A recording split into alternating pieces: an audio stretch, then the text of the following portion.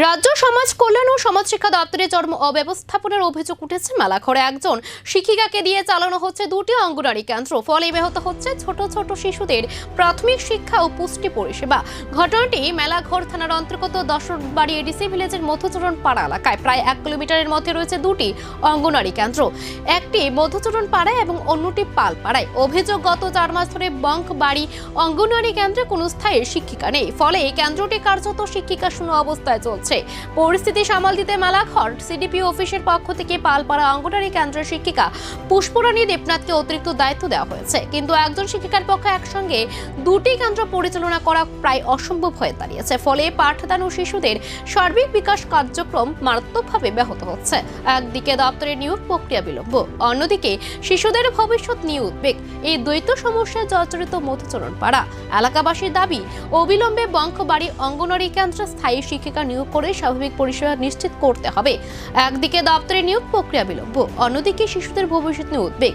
এই দ্বৈত সমস্যার জর্জরিত মধুচরণ পাড়া এলাকাবাসীদের দাবি, অবিলম্বে বঙ্কবাড়ি অঙ্গনওয়াড়ি কেন্দ্রে স্থায়ী শিক্ষিকা নিয়োগ করে স্বাভাবিক পরিষেবা নিশ্চিত করতে হবে।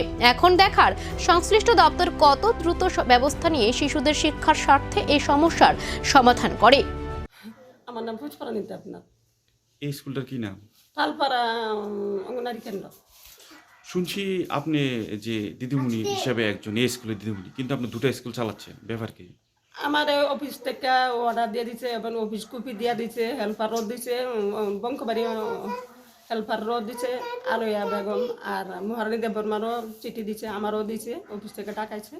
ডাকানোর পরে দিচ্ছে, পরে কইছে এখন আবার তো চালান। এরপরে যে সময় দিদিমণি নিয়োগ করে তখন আমনে ভাত। কত মাস ধরে চালাচ্ছেন দুটো স্কুল? আমি ডিসেম্বরের 9 তারিখ জয়েন দিচ্ছি। তো আপনি একটা স্কুল পরিচালনা করে আরেকটা স্কুল চালাতে আপনি ব্যাঘাত হন? হ্যাঁ, আমার খুব কষ্ট হয়, কারণ সরকার থেকে চাল না দেয়, শুধু চাল ডালে না দেয়। দুনো স্কুলে একই তো, ডিম 6 টাকা 25 পয়সা করে। না, খাওয়া খাদ্যটা পাতেন, কিন্তু শিক্ষা ব্যবস্থার কি ব্যবস্থা? শিক্ষা ব্যবস্থা আমার কষ্ট হয়, সপ্তাহ 6 দিন, 6 দিনের মধ্যে একদিন